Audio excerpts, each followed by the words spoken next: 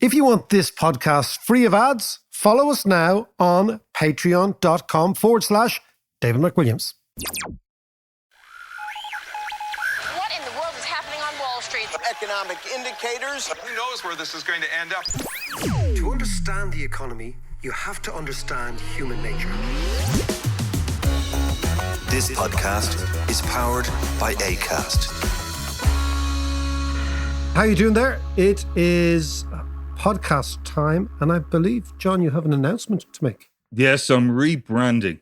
If Zuckerberg can rebrand, I'm rebranding. And what are you going to be? I'm not sure yet. I'm playing around with a few things. And will we be able to like Prince, that you'll be like the artist formerly known as Prince? Yeah, just a symbol. Yeah, exactly. Anyway, it's good to see you, Ed. It's good to see you. Thank you. We're all climate change. This is the week of climate change. We are, and this is great. I'm really excited. No, I never say that. No, okay, never say that. I was hearing myself say it. Yeah. It's all wrong. Or the worst is, I'm excited to see you. Yeah. Or no, even worse, I'm excited for. Yeah. Wrong use of the English language, my man. Yeah. Wrong. It's awesome. It's totally awesome. No, okay, so what are you excited about? I know. I'm really interested to see what's going to happen with COP26 In Glasgow. What kind of progress can be made? By the way, did you know we were talking about Germany and We were last week. And Angela Merkel. Angela Merkel presided over the first COP1 in 1995. And since then, we've had the Kyoto Protocol and the Paris Agreement, and now this. And I just wonder. That's fascinating, because are you sure about that? Because Merkel wasn't in power in 95. 2005, maybe? 95. Maybe she was the German minister for the environment. Yes. And she actually did all the orchestration. Yes. Yeah, probably. Yes. Yeah, that's amazing. So that's a long time ago. I wonder what she's going to do in her dotage, in her retirement. Yeah. Which she Not could very be healthy, though. She should be like Gerhard Schroeder, right? 3-time social democrat, German chancellor. Yeah. Do you know what he ends up doing in his dotage? He's on the board of Gazprom. Oh, is he? Paid by the Russians to import gas through a pipeline. The problem with because an awful lot of these guys go off and do their speaking rounds and speaking like tours Obama and Bill Clinton. Yeah, Was. but you see, the problem with Angela Merkel, as much as I like her, she's a bit dull. And Well, you wouldn't spend the 10 grand to go in and see her or You whatever. probably would on the basis of her experience, but I'll tell you something odd about Germany and former chancellors and what have you, and politicians when they retire on the speaking circuit. The Germans have this expression called the Altkanzler, which means the old chancellor. Mm. And it's very, very much you end up being the sort of soul or somewhat the mentor of the nation. This is why they went mad about Schroeder joining. The Germans got really fed up about this, joining Gazprom. Mm. So their idea is that politics is a public service. Yeah. And you are a public servant. Mm-hmm. And then when you're kicked upstairs, you end up like Willy Brandt or Willy Schmidt, or Helmut Schmidt, Willy Brandt, these type of characters who become the conscience of the nation.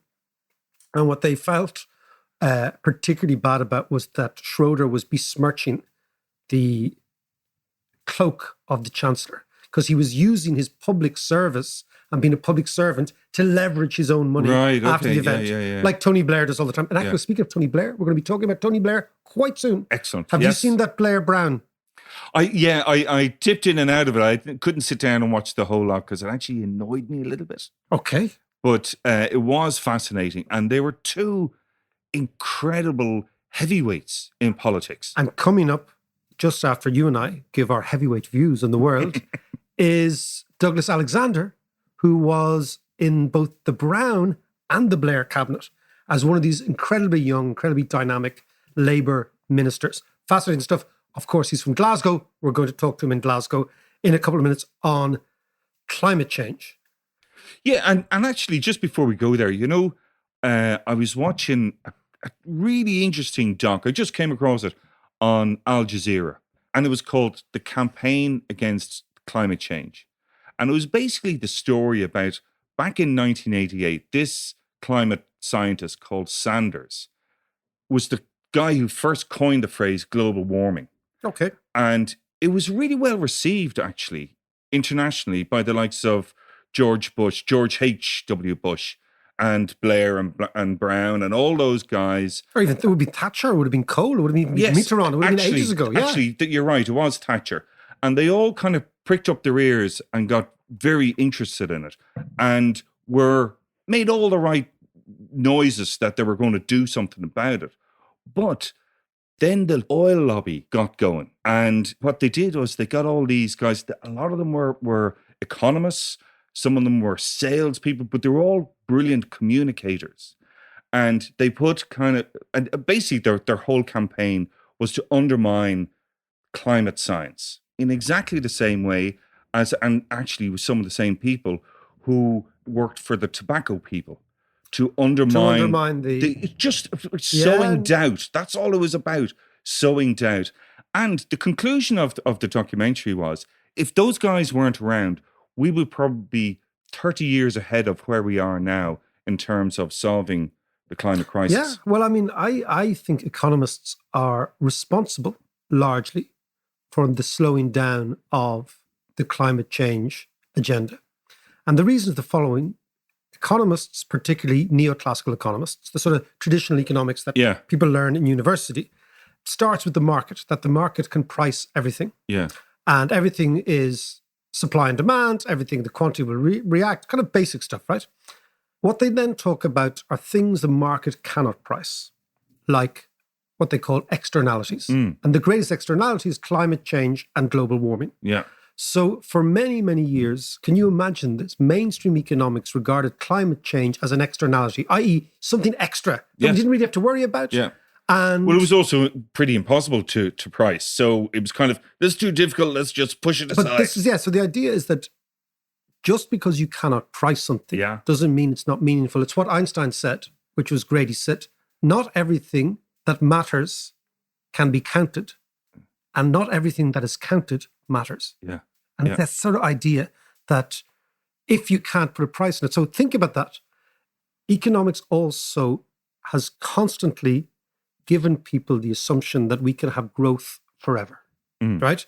That there are no constraints, that technology is going to, in some way, shape, or form, imagine up a different world. That was Attenborough's great quote. Oh yeah, like only economists and madmen or something. Yeah.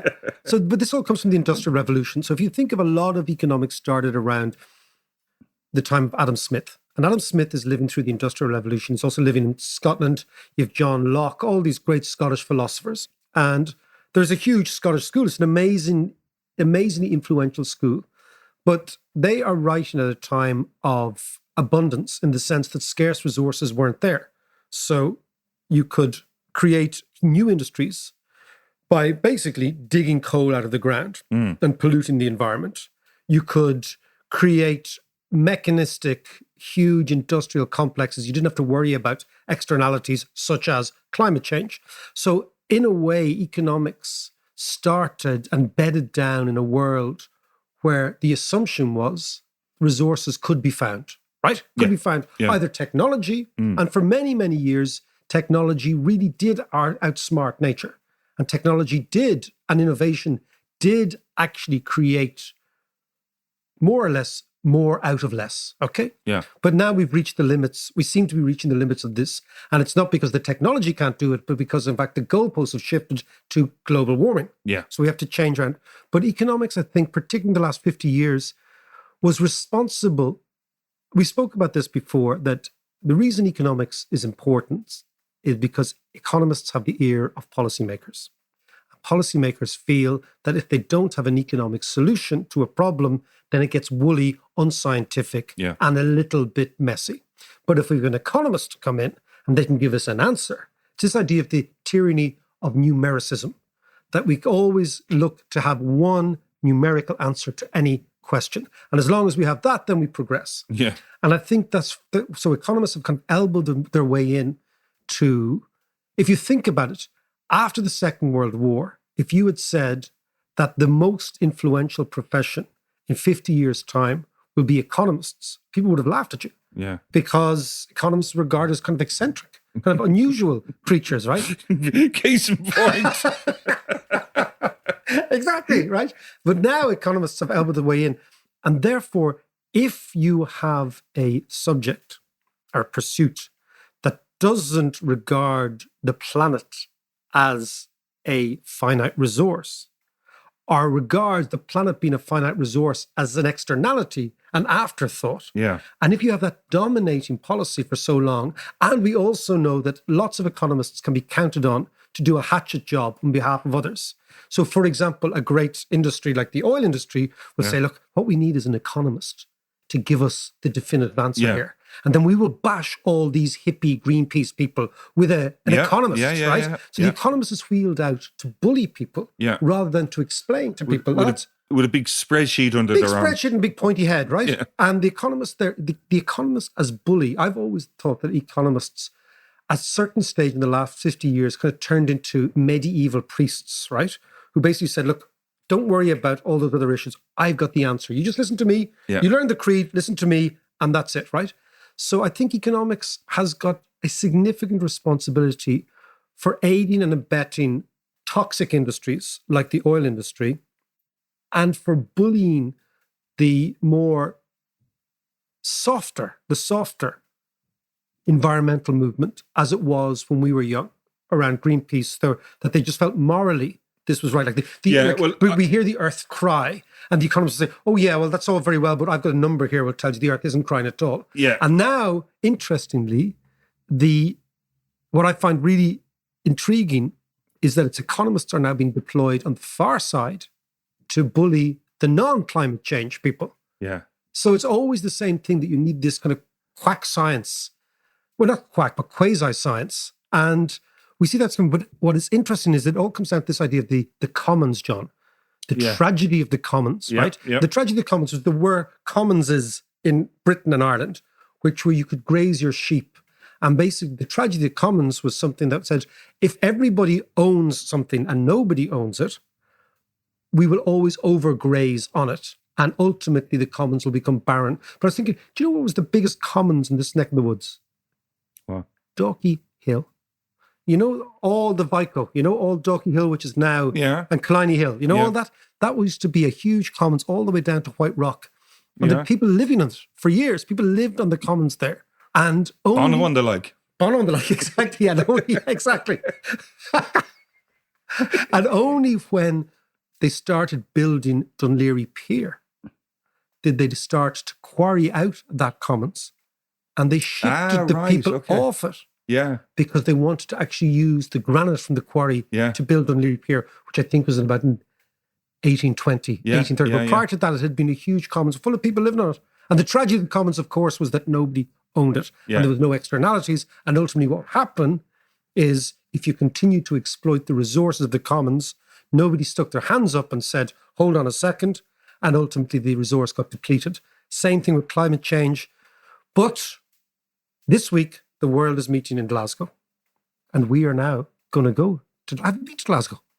When I was in college, actually, we did several field trips up to Scotland.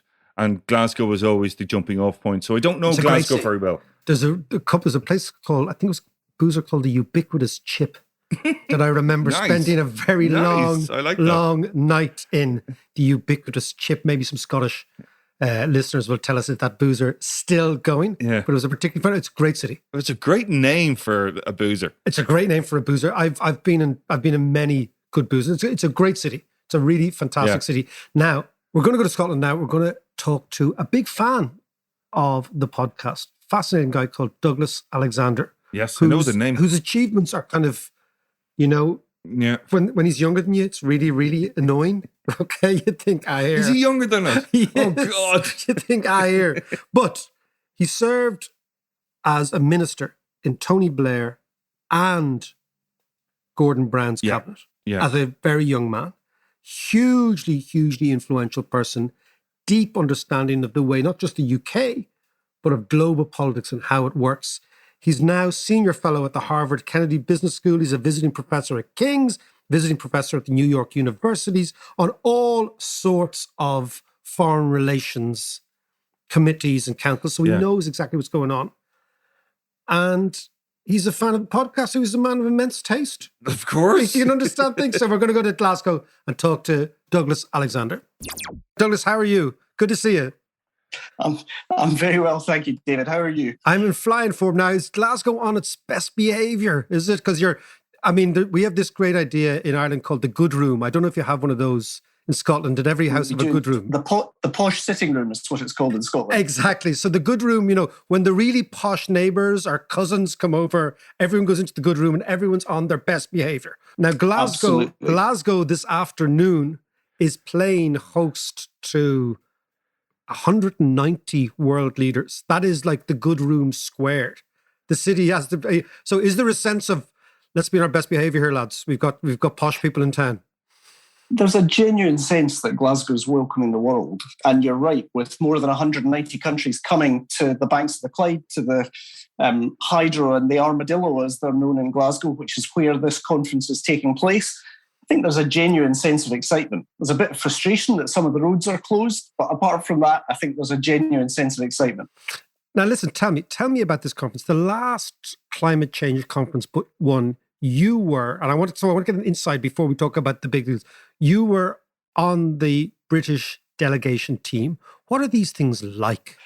They're basically a big intergovernmental negotiation with a corporate jamboree outside the fence. And even further outside the fence, there's big street demonstrations. So in Glasgow this week and next week, inside the room, you will have President Biden, you'll have his special envoy, John Kerry, you will have Prime Minister Trudeau, you will have representatives, Prime Minister Modi from all around the world. That's inside the steel fence. Outside the fence, there are businesses and organisations who are wanting to be associated with the conference. And then on Friday, Greta Thunberg is leading a huge youth demonstration. On Saturday, there'll be a big demonstration. So there are voices of ordinary people, there are voices of government ministers and negotiators. It's quite a crowd. We're expecting about 20 to 25,000 international delegates in Glasgow this week. Wow, that's extraordinary. That is extraordinary. Now, tell me, so what I notice about this one, before we get into what's going to happen, is that the world leaders are coming first. Now, typically in these things, from what I know, the leaders come in last. The civil servants do all their stuff. There's the smoky rooms, there's the deals done, and then there's hopefully a communique at the end that says, okay, we've got what we want. Whereas this way, you've kind of inverted it in a wee bit, and the leaders are coming first. What's that about? Well, that's really a reflection of the conference that I attended as part of the British ministerial delegation, which was COP15. There's a conference of the parties every year, but truthfully, they only really matter every 5 years. So we had Copenhagen in 2009, which was pretty much a disaster, despite the title beforehand, which was Hopenhagen. So great were the expectations. 2015 in Paris, instead of the world coming apart, as it did in Copenhagen, it came together. It was a really successful and historic event. And that's really set the bar for Glasgow this week and next week. And in that sense, an awful lot of the work is done in these negotiations before the delegates actually arrive in Glasgow this week. I would think about it as there's a flight path and then there's a landing zone. And a lot of the work is done in the negotiations that took place last weekend when the G20 ministers were meeting in Rome.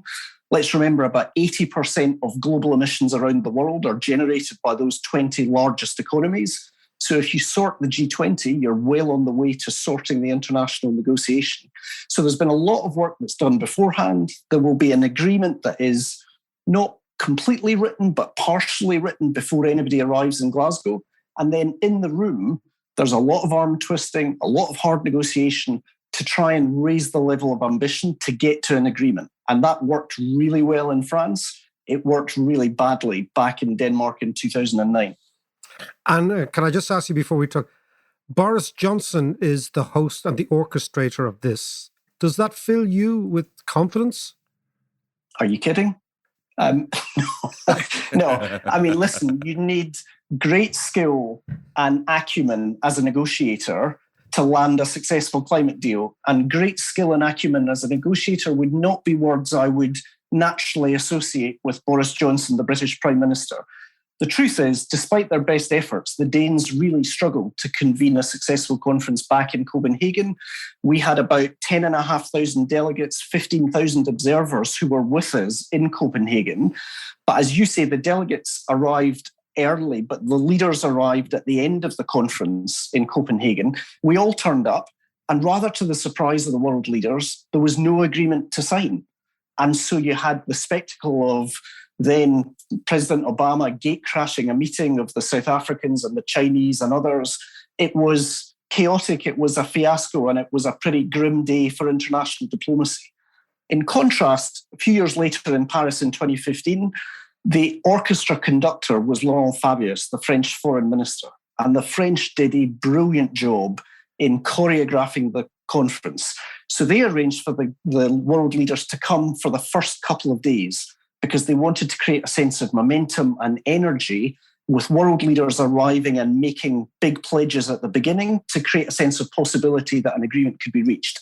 And that's the model that's being followed here in Glasgow. We've got world leaders who have been in Glasgow since Monday. They're here today on Tuesday. Tomorrow is the day that's focusing on finance. Thursday is focusing on energy. And then Friday is a youth day when Greta Thunberg will lead this huge demonstration through the city.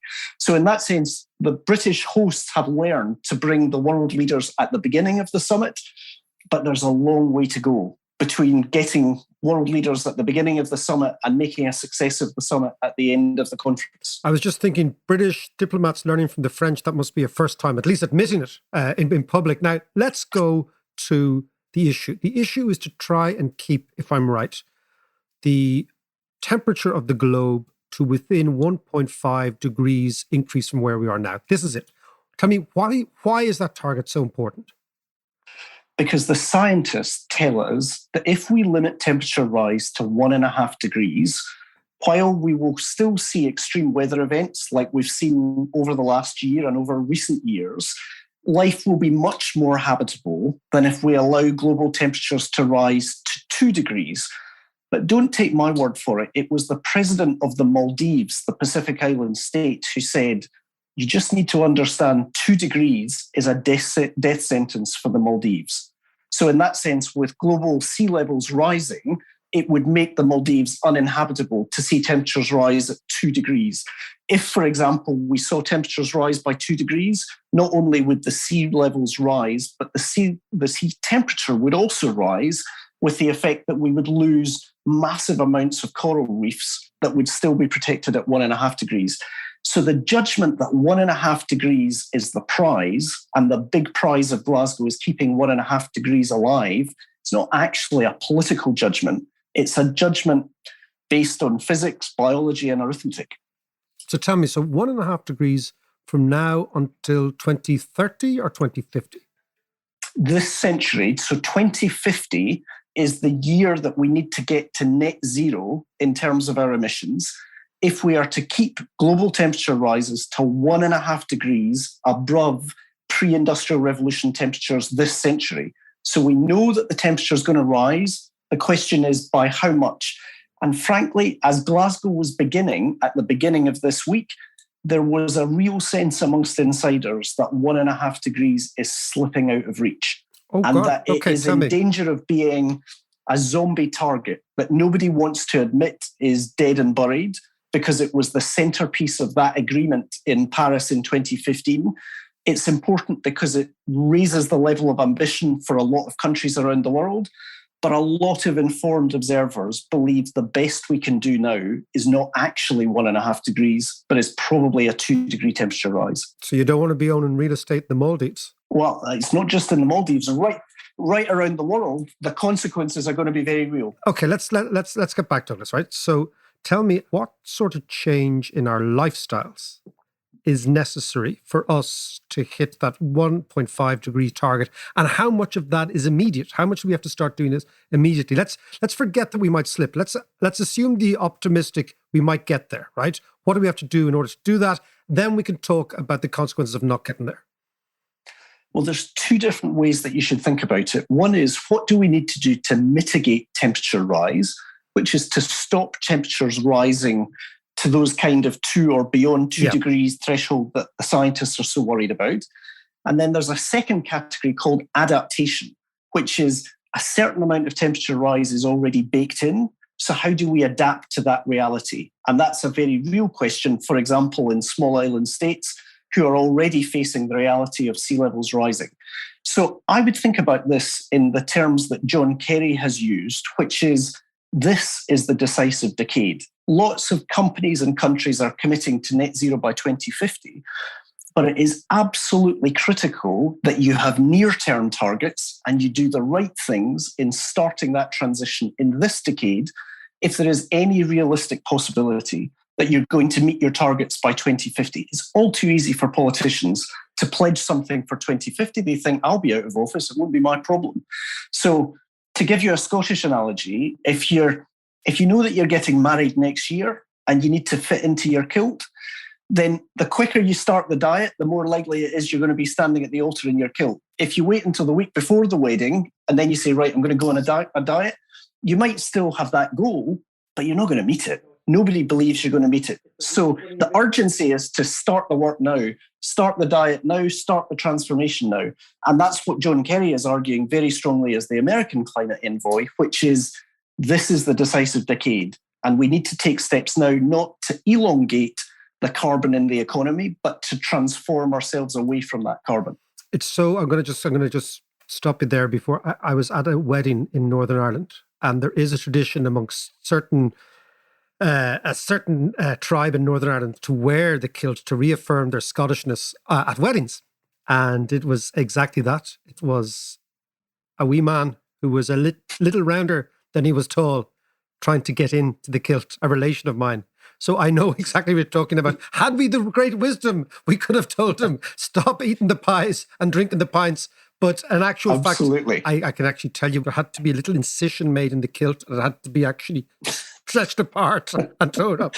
Anyway. Well, sadly, the climate is a bit more confusing and challenging than a kilt. If it was just a minor incision, it wouldn't be a big problem. Okay, so let's go back. So what do we have to do? So John Kerry's saying we've got to start now. Countries like Scotland, countries like Ireland, what are we talking about? What are we talking about in agriculture? What are we talking about in transport? What are we talking about in construction? All these massive carbon-heavy industries. Yeah. Well, let's start with what's the relationship between this conference that's happening in Glasgow and all of those sectors of the economy. In the language of the conference, each of the 196 countries coming to Glasgow are going to make what's called an NDC, a nationally determined contribution. And it's called that because they're nationally determined. They're made by each individual country, and it's a contribution to reducing the amount of carbon that their economy generates and pumps into the atmosphere. And in that sense, what every country is coming forward with is an NDC in Glasgow. The scientists then add up all of those commitments to reduce carbon, and that's what gives you the figure as to whether we're looking at a 2.7 degree temperature rise, which is where we are at the moment, whether the new commitments that are made in Glasgow will get us down to about 2 degrees or indeed right down to 1.5 degrees. All politicians want to be seen to be making international commitments. The problem is there is a consequence of the international commitment, which is in domestic politics and domestic policy. So that dictates the speed at which, for example, you phase out petrol cars in favour of electric vehicles. It determines the speed at which you phase out coal-generated electricity power stations and replace that either with gas-fired power stations or, in time, renewables.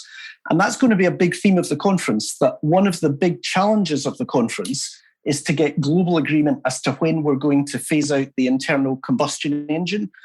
The idea is that that should be aimed for around 2035, which is pretty soon. Look at the valuation of Tesla right now.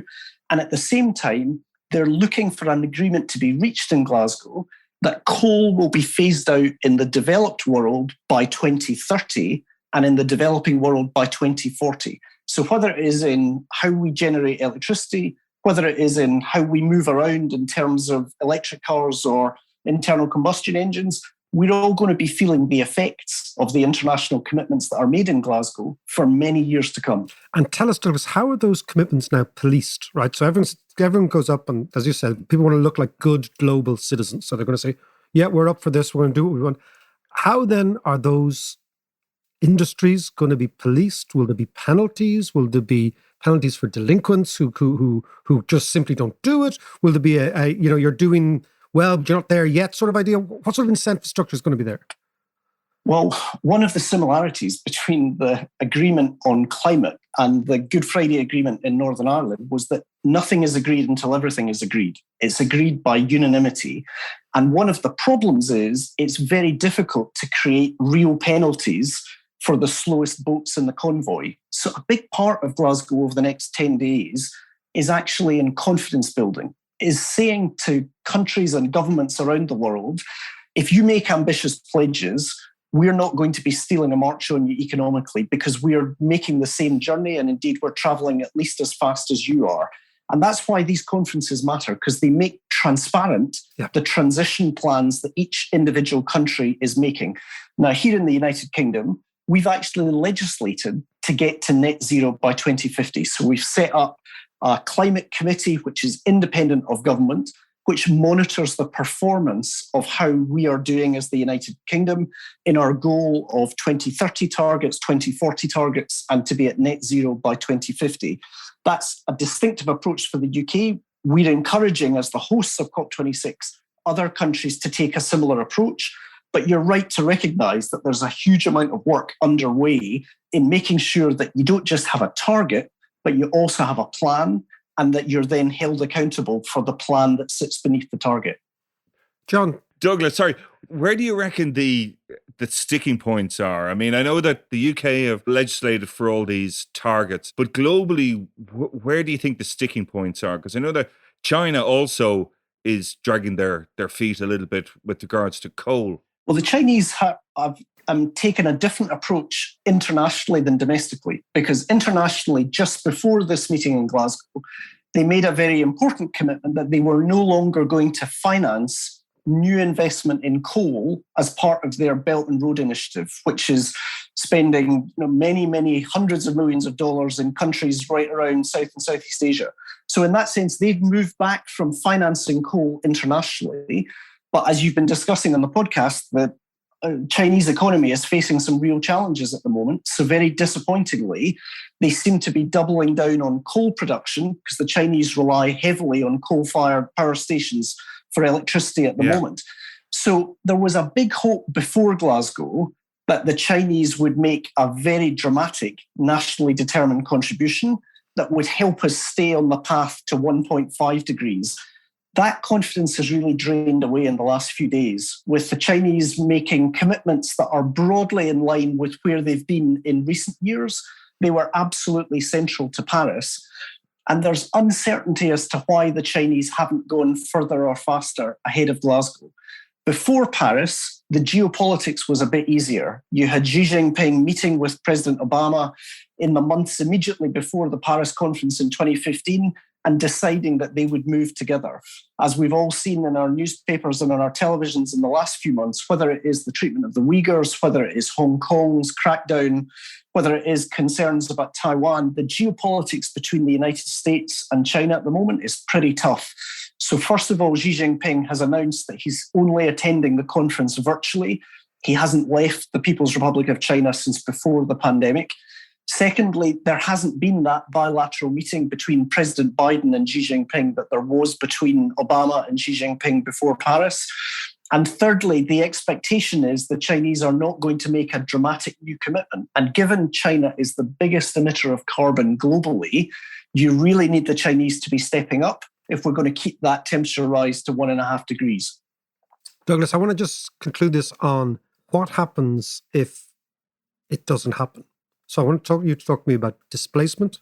I want you to talk about sea levels rising, what it actually means in reality, because I think many, many people, the one weird thing about climate change is a bit like doing your homework, You never do your homework until it's Sunday night after 9 o'clock, even though you got the homework on Friday afternoon. And in your head, you said, I'll do it on Saturday, I'll do it on Sunday morning, but next week you panic Sunday night. It's the same sort of general idea, a bit like your kilt boy. Now, what happens if we don't do it? What are the scientists saying? Not what we as economists want to say. What are the scientists saying? Well, we will see significantly increased numbers of severe weather events. The world is warming year on year. There's no real dispute now as to what the consequences of failing to keep temperature rises to 1.5 or to 2 degrees looks like. It looks like significant areas of land that are flooded because of rising sea levels. It means significant species depletion as a consequence of temperatures rising on land and in the water. It means whole areas of Earth are much less habitable for human beings. So it brings challenges like mass migration in its wake.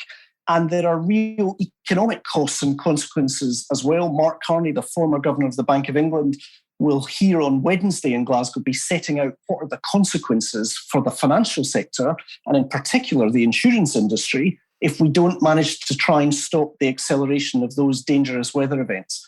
But I think there's another point, David, that needs to be understood.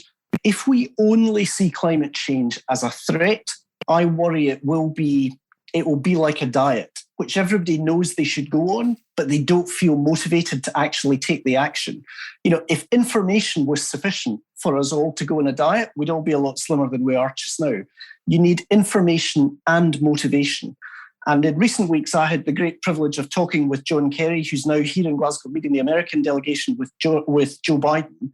And he said, listen, the two biggest job creators in the United States at the moment are wind turbine installers and solar panel installers. And he said, if you've been part of the carbon economy, of course you're concerned as to what's going to happen to your job. But there are huge new opportunities in a low carbon economy. The question is, how do we make that transition effectively and in a way that doesn't leave anybody behind? And that's a really important message in a city like Glasgow that suffered really bad deindustrialization over the last 30, 40, 60 years, to be able to look to a future which is actually not just better for the environment, but holds out the prospects of decent jobs with decent wages. Now, just think, if you were to travel north of Glasgow now, northwest for 200 miles, you're going to be hit by extraordinary winds, right? All up the west coast of Scotland. Likewise, the west coast of Ireland, from Kerry up all to Donegal. We complain about the fact that it's, in our staycation, you get blown away, right? But therein lies a massive, massive opportunity for our part of the world. That being in the northwest of the Atlantic, we are buffeted by wind and wave. What is your sense of the potential for wind and wave in our economies, in our societies, that we could actually benefit enormously from something like this over the next 30 years? The potential for the Irish economy and for the Scottish economy in particular are huge. The technology is catching up with that opportunity, because if you look at where most of the offshore wind farms in the UK are at the moment, they are in the southern part of the North Sea, because that's very shallow. So you can attach the turbines to what's a fairly shallow continental shelf at that point. Once you move further north into the northern part of the North Sea off the Scottish coast, or indeed you move into the Atlantic west of Ireland, what you're looking at floating wind turbines. And here the technology is rapidly developing.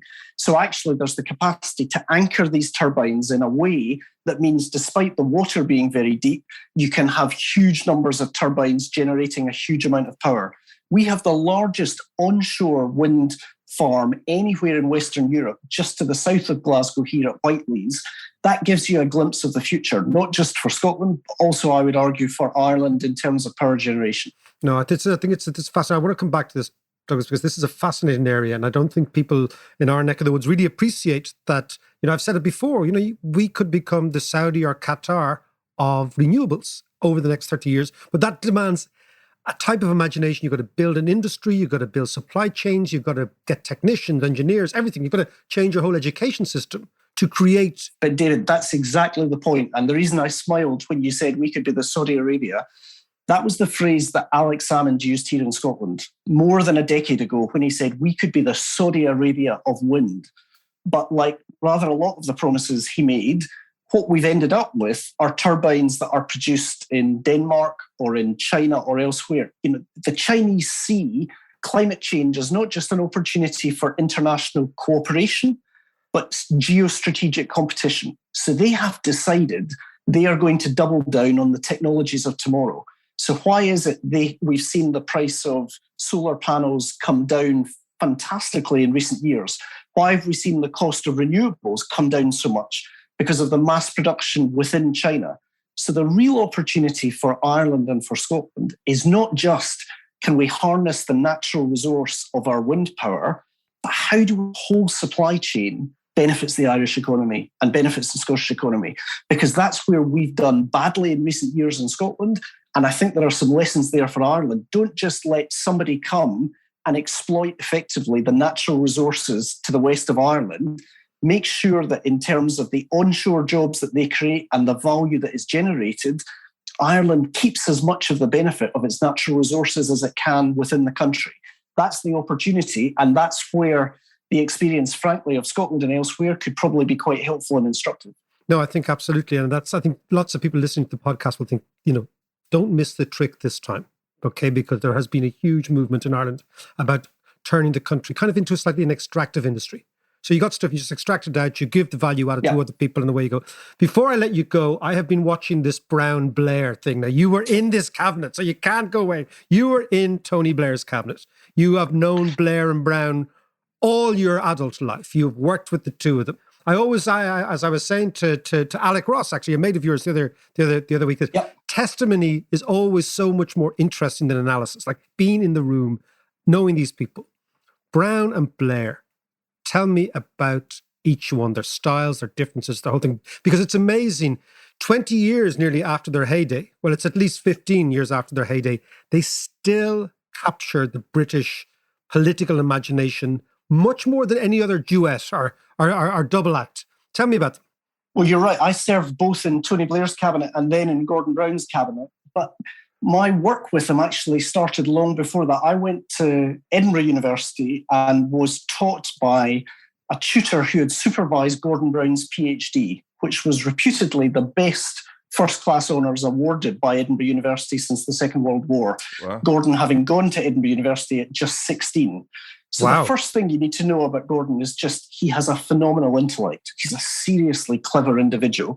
But in that sense, I started work for them as a relatively young man, speech writing. I then wrote for Neil Kinnock and John Smith, for Tony Blair and for Gordon Brown. So I had the privilege of seeing them when they were at the top of their game in opposition and then working with both of them in their cabinets when they were prime ministers.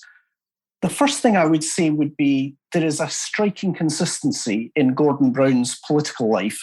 I was actually watching him on television here in the United Kingdom in recent days, making the case that there should be an international airlift of vaccines that are about to go over date in the developed world, and they should be shipped to the developing world before the end of the year, because there's about 200 million vaccines that we're not going to actually use in the developed world that could be vaccinating people in the developing world. That reveals a concern about poverty and the poor that has been a constant of Gordon Brown's political life. If you'd met him as I did back in 1990, he would have been talking about poverty then as he is talking about it more than 30 years on. Actually, I had my interview with Gordon watching a Scotland football match. I thought I was going to be asked a series of questions. I turned up at his flat in Edinburgh and he was watching football, which continues to be one of his obsessions as well as poverty reduction.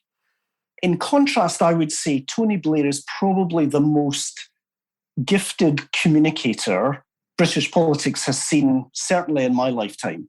And that's why when they worked effectively together, they were literally unbeatable. Because what we were able to do with Gordon Brown was have a politician who made sense of New Labour to the Labour Party in a brilliant and convincing way. And in Tony Blair, an extraordinarily gifted politician who could make sense of New Labour to the country. So if you'd one politician who was talking to the party and saying, this is why we're doing what we're doing this, and saying to the country, on the other hand, this is the difference that we could make, we basically marginalised the Conservatives for more than a decade. And I said in that documentary, they were the Lennon and McCartney of Labour politics. And I think they were. They were an extraordinary combination. Can I just talk to you then about the legacy? Because I lived in the UK in the 90s, as did John. John stayed there for a little bit. You stayed until the 2000s, didn't you? Yes, I did, yeah. And I saw the Blair-Brown kind of whirlwind, and it really was. And it was exciting, and things were going to get better, and it was all that sort of stuff. And the first few years went extremely well. And I saw you emerging as a young politician, etc. The legacy is very tarnished now of actually both men. Maybe unfairly on Brown's case, maybe fairly on Blair's, depending where you stand.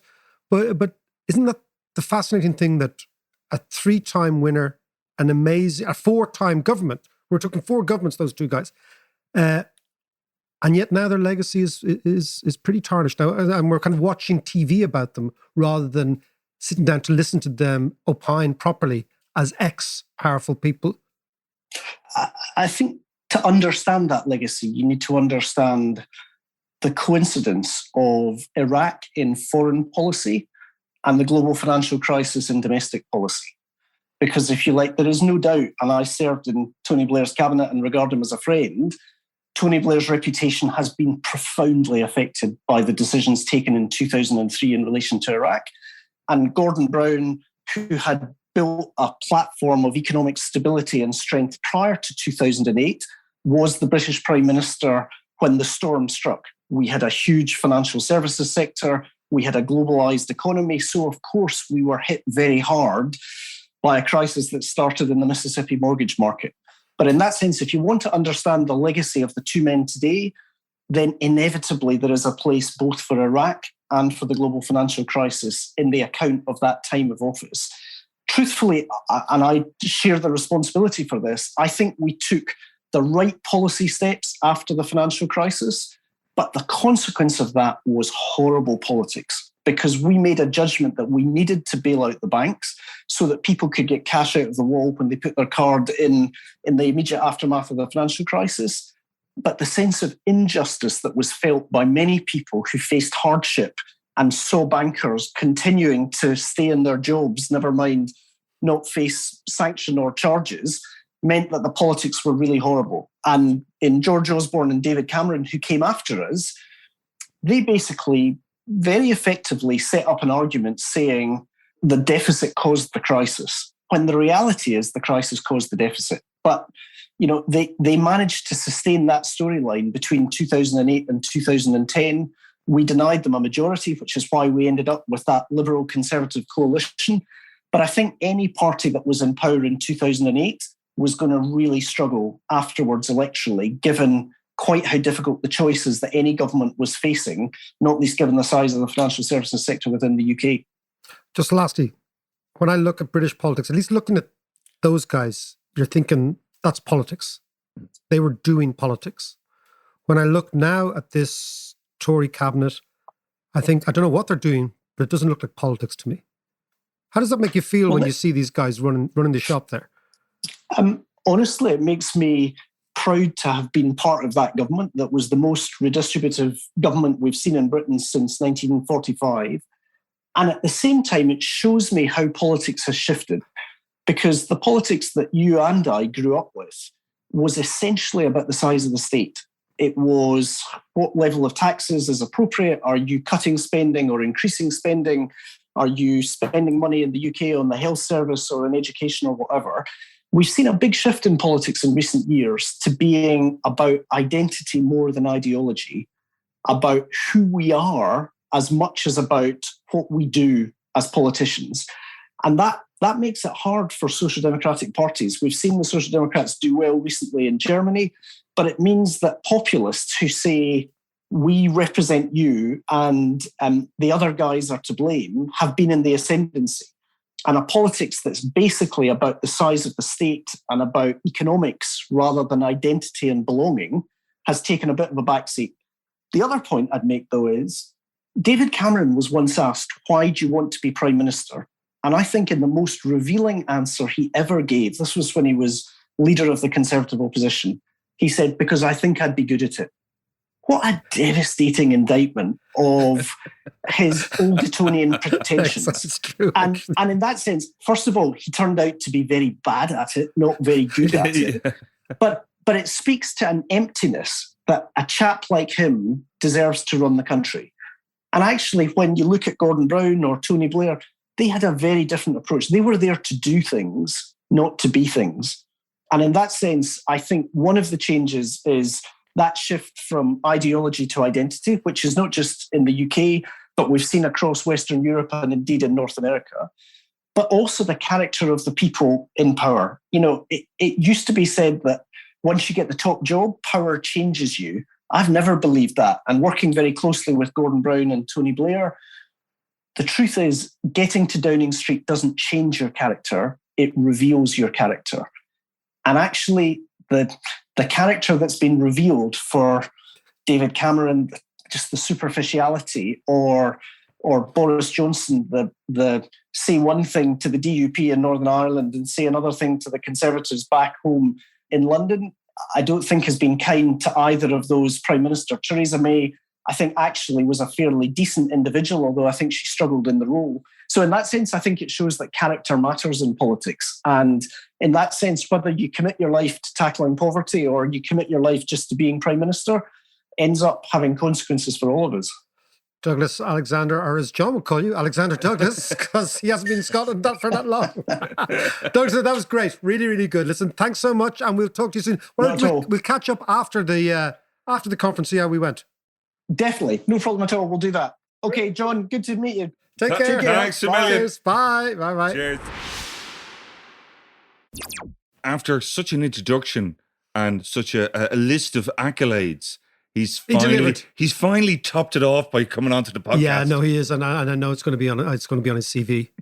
It's going to be Douglas Alexander, irregular contributor to the David McWilliams podcast. It's going to be number one. Forget your visiting professor. That'd be quite funny, wouldn't it?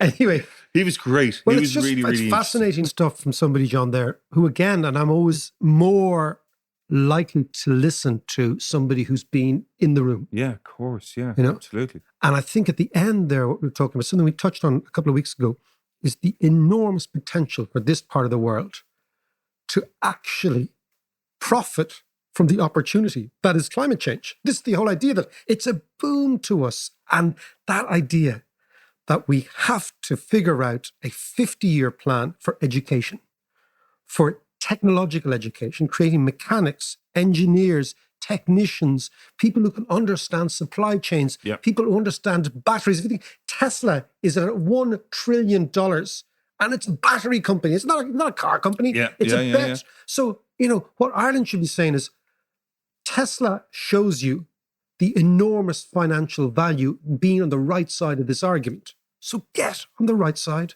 of the argument. Thanks again to all our Patreons. And of course, on Patreon, you get ad-free, you get the course, you get AdMax. And the course is a 14-lecture tour around the world of money, past, present, future. The whole thing. You get the notes, you get the reading list, all that. It's all on patreon.com/David McWilliams.